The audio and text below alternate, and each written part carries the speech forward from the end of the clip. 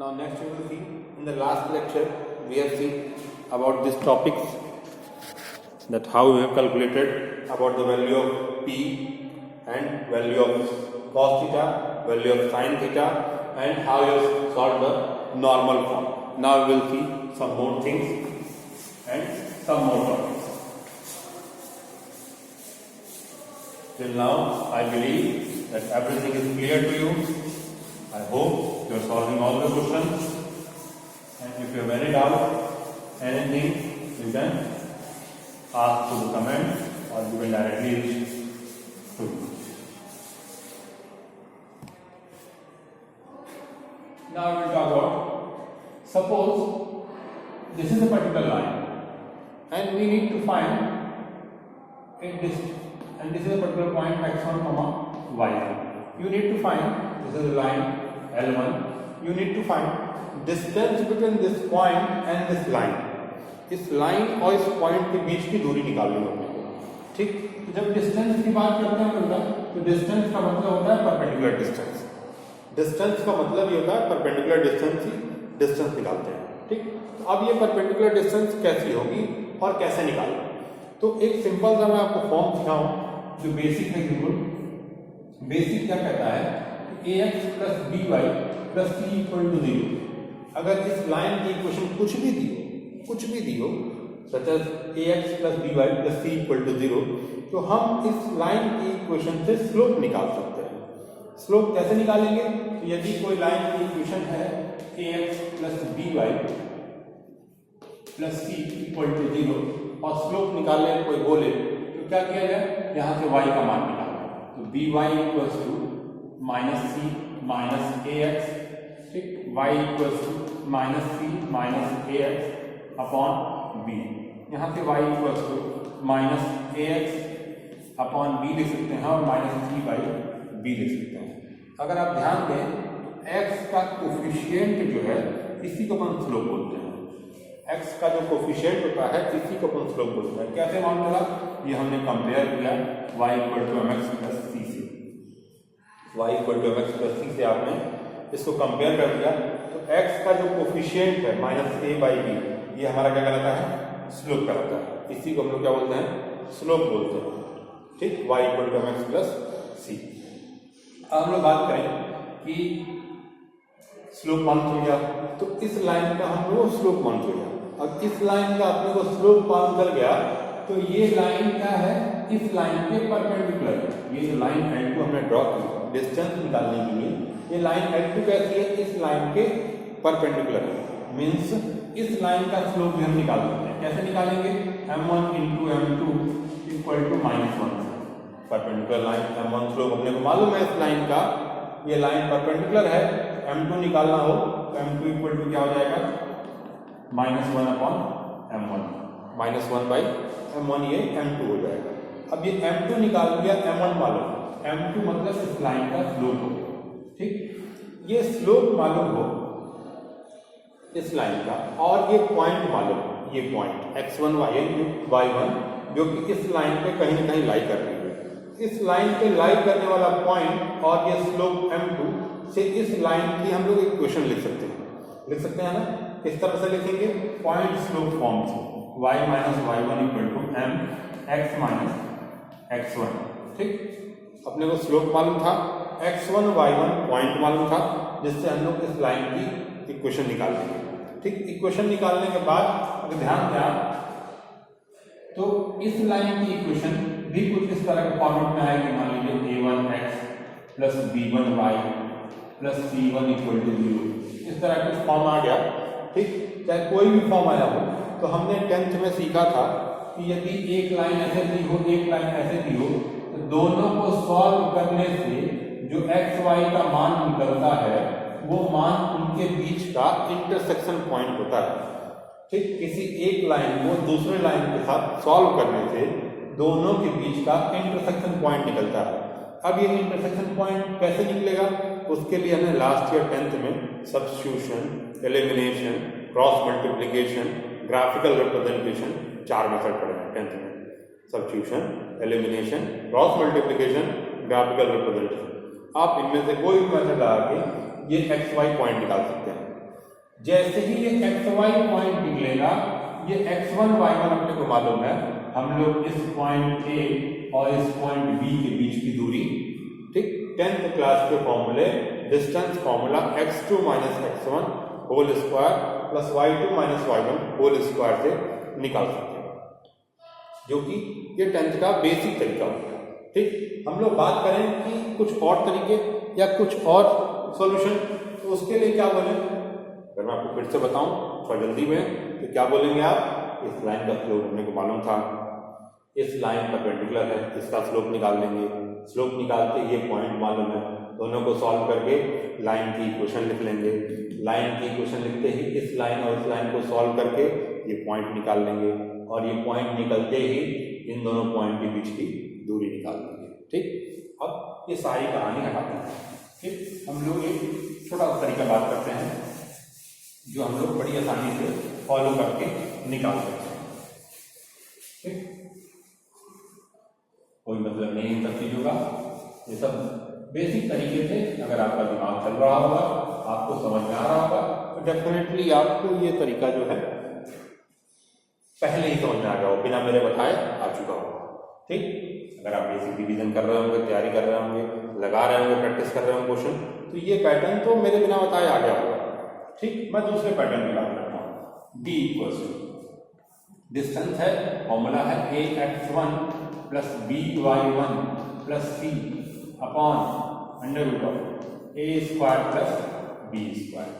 ठीक, d equal to ax1 a line का, by1 b line का, c वही है, upon under root of a square plus b square. ठीक, x1 y1 क्या है, जिस पॉइंट से अपने को डिस्टेंस निकालनी थी, जिस पॉइंट से अपने को डिस्टेंस निकालनी थी, ये वो पॉइंट है x1 y1। ठीक, इससे हम लोग 1 सेकेंड के अंदर सॉल्व करके डिस्टेंस निकाल सकते हैं कि ax1 plus by1 plus c upon under root of a square plus b square. ठीक, सॉल्व कर लेंगे। सपोज कीजिए मैं आपको एग्जांपल दूं, ये लाइन है मेरी, क्या है कि 3x plus 4y equals to 8, 3x plus 4y equal to 8 कोई लाइन होती, और इसका मैं कहता कि पॉइंट है मेरा 5,3 से परपेंडिकुलर डिस्टेंस निकाल दीजिए। तो परपेंडिकुलर डिस्टेंस निकालने के लिए फॉर्मूला हमने सीखा कि equals to mod of ax1, a की वैल्यू 3, x1 की वैल्यू 5 प्लस by1, b की वैल्यू 4, y1 की वैल्यू 3 प्लस c होता है। प्लस c का मतलब ये इस साइड आएगा तो भी बनेगा प्लस c, क्योंकि ये स्टैंडर्ड फॉर्म है, वो इसको इधर लाएंगे आप, तो क्या जाएगा -8 अपॉन अंडर रूट ऑफ, यहाँ b की वैल्यू नहीं लिखेंगे, b की वैल्यू कितनी हो जाएगी 4, under root of a square plus b square, a की वैल्यू 3 स्क्वायर प्लस b की वैल्यू 4 स्क्वायर। सिंप्लीफाई कर लेंगे आप, 3 5 15, 4 3 12, 15 प्लस 12 27, 27 माइनस 8 19, और अपॉन में 3 square plus 4 square means 5, 9 plus 16 25, square root 25 5 means ऊपर हो गया 90, नीचे हो गया 5, the distance will be 19 upon 5। Clear है? इन एनी केस यदि ये डिस्टेंस नेगेटिव आ गई होती, ये मैग्नीट्यूड इसलिए लगाया गया है कि डिस्टेंस कभी नेगेटिव नहीं हो सकती, आप उसको तत्काल जो है पॉजिटिव फॉर्म में कन्वर्ट कर लेंगे और उसको जो है पॉजिटिव बना लेंगे। समझ गए? इतनी सी कहानी थी। ठीक, ये बड़ा आसान तरीका था। d equal to ax1 plus by1 plus c upon under root of a square plus b square. Now we will move to the next thing कि एक पॉइंट और एक लाइन के बीच की डिस्टेंस निकालिए। अगर मुझे ऐसा बोला होता कि क्या बोला जाता, मुझे एक कहा जाता कि दो पैरेलल लाइन के बीच की डिस्टेंस निकालिए। ठीक, दो पैरेलल लाइन के बीच की डिस्टेंस कैलकुलेट कीजिए। तो मैं हम क्या करते, सपोज कीजिए ये कोई लाइन है और ये कोई लाइन है, I hope both are visible to you, L1 L2।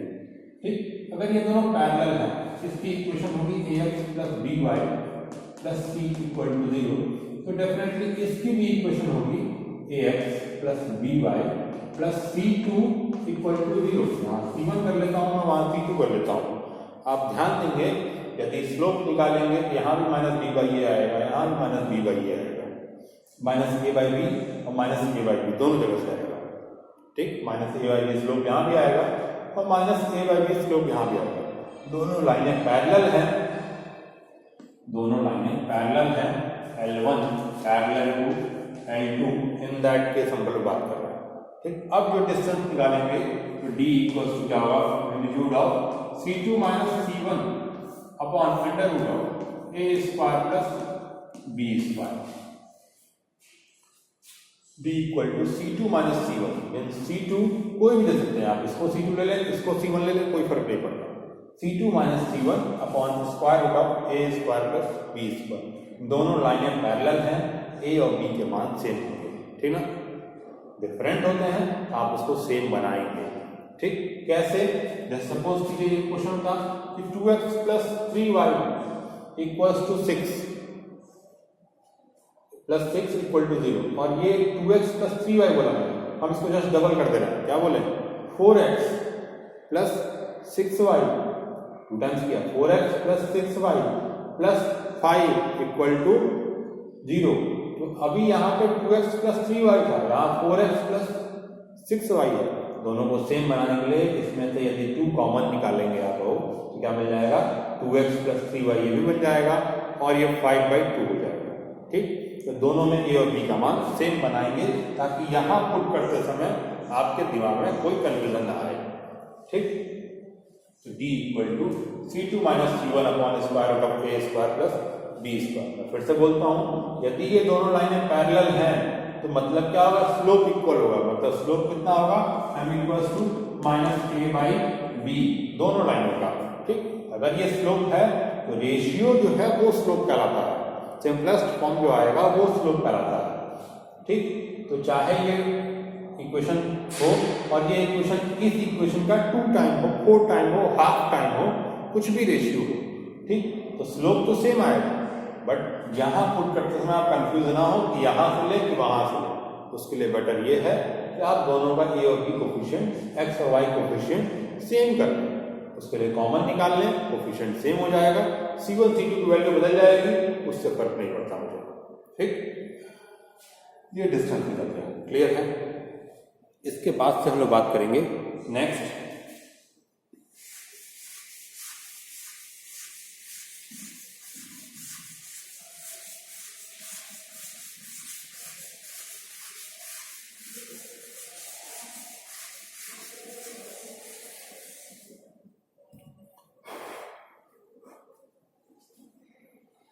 बात कर लेंगे safety of portion.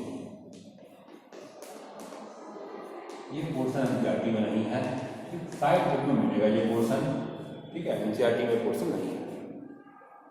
Safety of portion क्या मतलब क्या है, ओरिजिन कैसे शिफ्ट हो सकती है।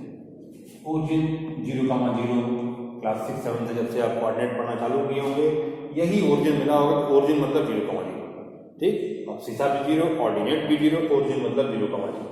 शिफ्टिंग ऑफ ओरिजिन, ओरिजिन को शिफ्ट कर दिया, कैसे शिफ्ट हो सकता है। सपोज कीजिए ओरिजिन को शिफ्ट करके यहाँ से हो जाए यहाँ ला दीजिए। अब ये पॉइंट था 1, ये पॉइंट था 2, ये पॉइंट था 3, तो ओरिजिन जो है 2,0 आ गया, मतलब एक लाइन यहाँ बन गई, ओरिजिन शिफ्ट हो गया। ओरिजिन शिफ्ट हुआ तो इसका क्या मतलब होगा कि ये मिरर जैसा काम करेगा, ठीक। अब कोई बॉडी यहाँ पे यदि है या कोई बॉडी यहाँ पे कहीं है, तो जैसे जैसे ये यहाँ से यहाँ प्रोड्यूस हुआ है, ये पॉइंट भी यहाँ से यहाँ हो जाएगा। जितनी डिस्टेंस ये मूव किया है उतनी ही डिस्टेंस वो मूव करेगा। मीन्स सपोज करें कि अगर हम इस दूरी को h आइडेंटिफाई करें, h आइडेंटिफाई करें, ठीक, और जो नया कोऑर्डिनेट हम बना रहे हैं, मान लीजिए कोई पुराना कोऑर्डिनेट होता है जो कि 4,0 होता, ठीक, x, y होता, ठीक, या x, 0 लिख देते हैं, x किया मैंने तो x, 0 होता है। जो नया कोऑर्डिनेट बनता है वो x', 0 होता। तो नया कोऑर्डिनेट x' कैसे निकाला जाए, x' का सिंपल कहानी x plus h X dash equals to X plus H हो जाएगा। एक्स जो था अर्लियर हमारा, एच जो डिस्टेंस चेंज हुई है वो उतना ऐड हो जाएगा X dash. Similarly Y dash equals to Y plus K हो जाएगा। यहाँ पे हमने उस डिस्टेंस को के मान लिया, ठीक। X dash equal to X plus H, Y dash equal to Y plus K, ये दोनों चीजें मिल गई। अब एक चीज हम लोग और समझ सकते हैं, शिफ्टिंग ऑफ ओरिजिन हो गया, नया कोऑर्डिनेट हमने निकालना सीख लिया, चाहे एक्स एक्सिस में हो चाहे वाई एक्सिस में हो। वाई एक्सिस में हुआ तो ये कहानी कॉन्सेप्ट काम आएगा, एक्स एक्सिस में हुआ तो ये कॉन्सेप्ट काम आएगा। अगर कोई ओरिजिन बोले कि ओरिजिन यहाँ चला गया, यहाँ चला गया, यहाँ चला गया, हवा में कहीं चला गया, ठीक। आपने देखा होगा जब भी आपको प्रैक्टिकल मिलेगा कहीं भी, आपने एज्यूम किया होगा कि रूम के किसी कोने को हम लोग ओरिजिन बोलते थे और एक को एक्स एक्सिस दिखाते थे, एक को वाई एक्सिस दिखाते थे।